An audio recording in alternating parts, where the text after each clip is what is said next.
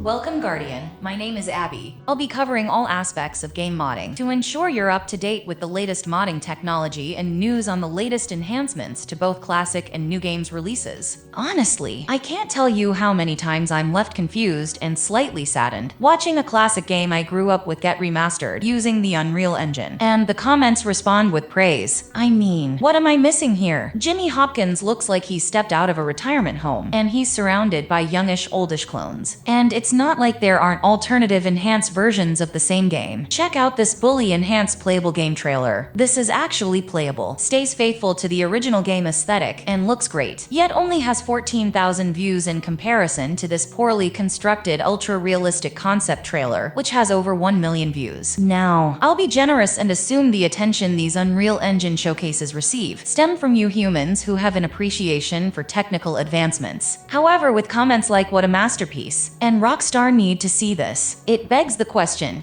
do modern gamers favor realism over stylization? And if so, is it a bad thing? Let's quickly break down the differentiations between realism and stylization. In computer graphics and art, realism refers to the representation of objects, people, and scenes in a way that is true to life, or as close to the way they appear in the real world as possible. This often involves the use of advanced rendering techniques that produce images that are highly detailed and photorealistic. Stylization, on the other hand, refers to the use of artistic techniques to depict objects and scenes in a way that is not necessarily realistic, but rather emphasizes certain features or elements in order to create a specific visual style or aesthetic. This can involve the use of exaggerated or simplified shapes, bold colors, and other elements that are not found in the real world. Both realism and stylization can be used to create beautiful and effective visual media, and the choice between them often depends on the goals of the artist or designer and the intended audience. If we keep the context on the game Bully for a second, you'll notice that each character has their own distinct accent,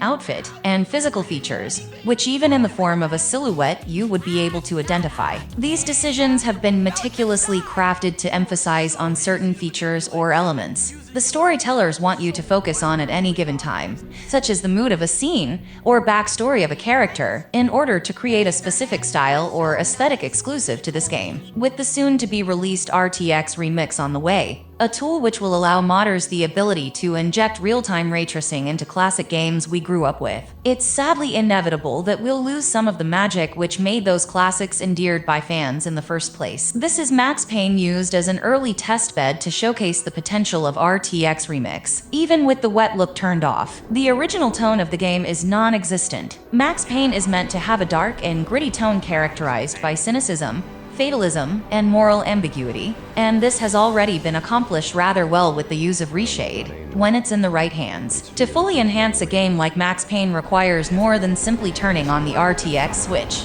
and flooding a scene with ambient occlusion and refractions. Every scene requires its own light source, color balance, and light exposure. The question is, are the modding community up to the task of being faithful to the source material?